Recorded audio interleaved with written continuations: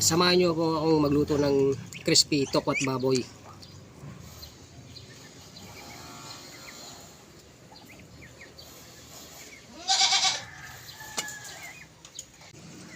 Magandang araw mga kabagyard.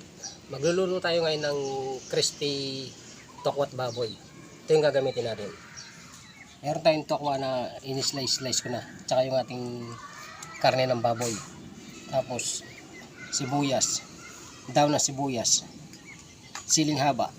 Kalamansi. Gagamit din tayo ng toyo. Pamintang durog. Tsaka oyster sauce. Naglagay na tayo ng mantika sa kawali. Nagpainit na tayo ng mantika. Itiprito muna natin yung ating mga tokwa.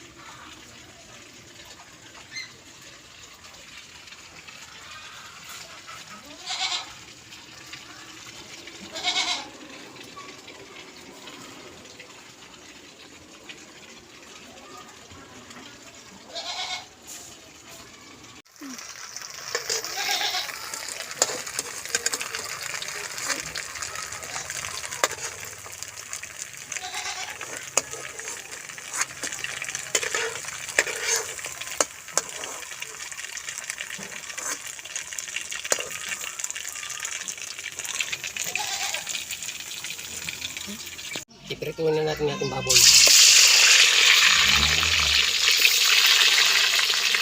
Saka natin.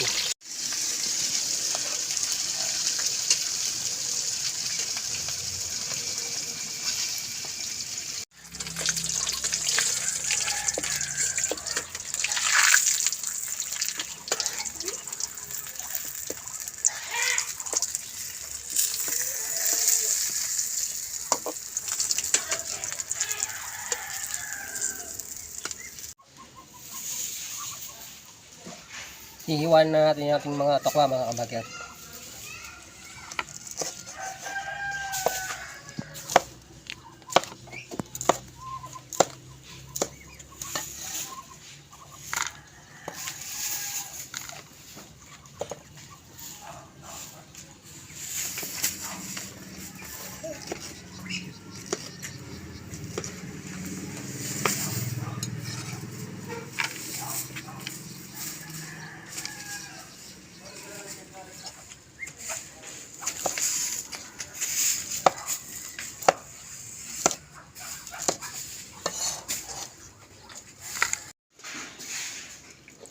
Iwain na natin yung mga karne ng ating baboy mga kabagyard.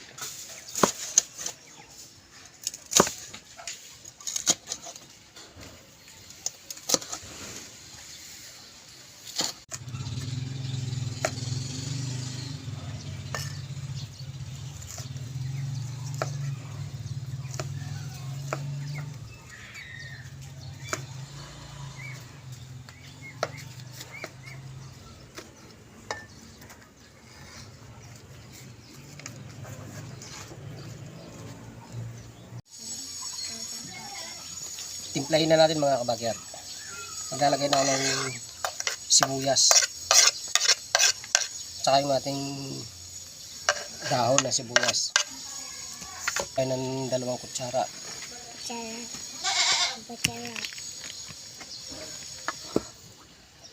Tapos oyster sauce.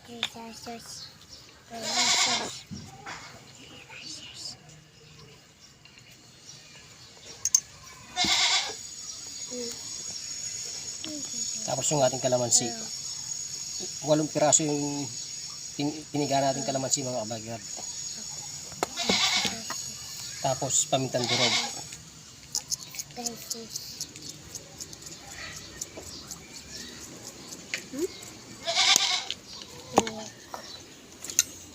Tapos halu-haluin natin yung ma-contribute yung ano, bigay natin spices.